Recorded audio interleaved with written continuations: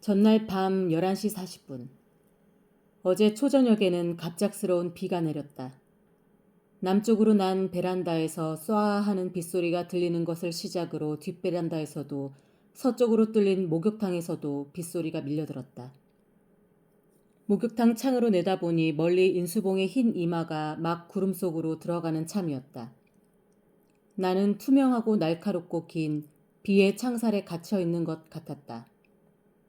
글을 써보려고 컴퓨터 앞에 앉아 있다가 말고 부엌으로 나오니 집안이 엉망진창이었다. 우선 쌓여있는 설거짓감부터 손을 대려다 말고 앞치마를 입은 채로 나는 그냥 맥주캔을 따버렸다. 그러니까 비 때문이었다. 나는 빗소리에 갇혀서 멍하니 개수대에 쌓여있는 설거지 그릇들과 식탁 한켠의 수북한 쓰레기 봉투들과 찌그러진 채 나뒹구는 맥주캔의 수를 세고 있었다.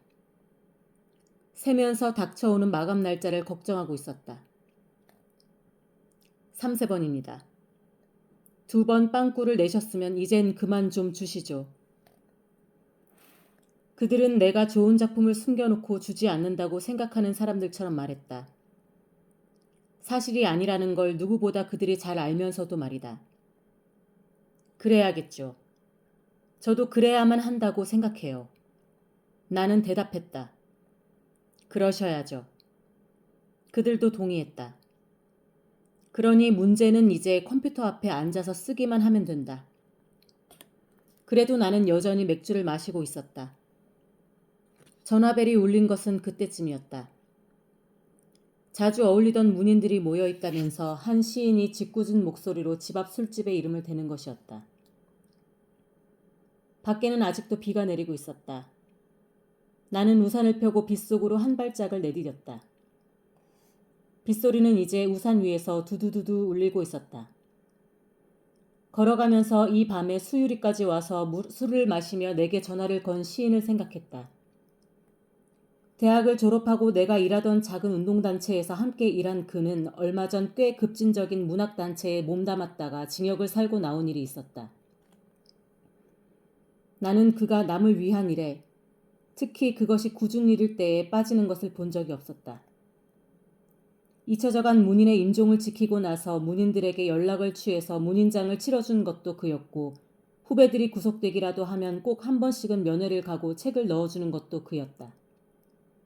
나 역시 그의 후배라는 특권을 가지고 있어서 어려운 일이 있을 때마다 그에게 달려가곤 했다.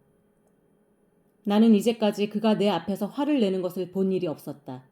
아니, 딱 한 번 있었다. 화를 낸다기보다 언제나 웃고 있던 그의 입가에서 미소가 싹 가시는 순간을 말이다. 그건 어떤 술자리에서 문학평론가이자 대학 교수인 그 또래의 한 남자가 그에게 물었을 때였다. 그는 시인과 함께 대학원에 다녔으나 시인은 뛰쳐나왔고 그는 교수가 된 사람이었다. 어때요? 그만 복학하시죠. 생계도 그렇고요. 부인이 어렵게 일하신다는데 내가 한 번도 글을 발표해보지 않은 잡지에 글을 기고하고 있던 낯선 문인들이 일제히 그에게 시선을 던졌다.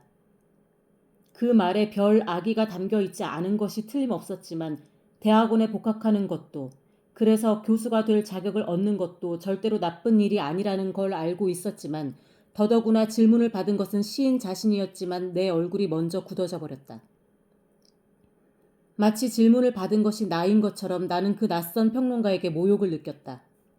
그건 말이죠. 그건 그렇게 간단히 물어보면 안 되는 건데요. 당신이 뭐 하는 사람인지 나는 모르지만 왜 그런 이야기를 하는지 모르지만 그게 아니란 말이에요. 그게. 물론 나는 입을 열지 않았고 시인은 잠시 후 그냥 씩 웃고 말았다. 나는 그때 우리가 1993년을 살고 있다는 것을 생각했다. 내가 시인을 처음 만난 것이 대학 4학년 때인 1984년이니 벌써 10년이나 흘러가 있었던 것이다. 10년이란 건 간단한 세월이 아니었다. 특히 젊었던 우리에게 그 10년이란 세월은 그랬다. 하지만 우리는 이제 간단하다. 짧고 간결하다. 10년 새 우리는 간결해져 버린 것이다. 복학하시죠. 그래 보지요. 그런 그를 나는 요 며칠 전 인사동의 한 단골 술집에서 만났다. 여주인이 내게 와서 그를 좀 어떻게 해보라는 말을 건넸다. 벌써 2박 3일 동안 여기서 술을 마시는 중이야. 집으로 보내봐. 집에서 기다리는 사람 생각도 해야지. 마주 앉았을 때 그의 눈에서 희미하게 무언가가 빛나고 있었다. 대체 이게 무슨 짓이야, 형? 하고 튀어나오려는 말을 붙잡아 준 것은 아직도 빛나고 있는 그 희미한 빛 때문이었다. 화장실에 가려는지 일어서려다 휘청거리는 그의 팔을 내가 잡았을 때 그는 도로자리에 주저앉아 마른 얼굴을 한번 쓸어내렸다. 그의 얼굴은 곧 울음이라도 터질 것 같이 보여서 나는 덜컥 겁이 났다. 형, 이제 자기 자신도 좀 생각해. 애들도. 자꾸 남 생각만 하다 보면 자기는 누가 챙겨?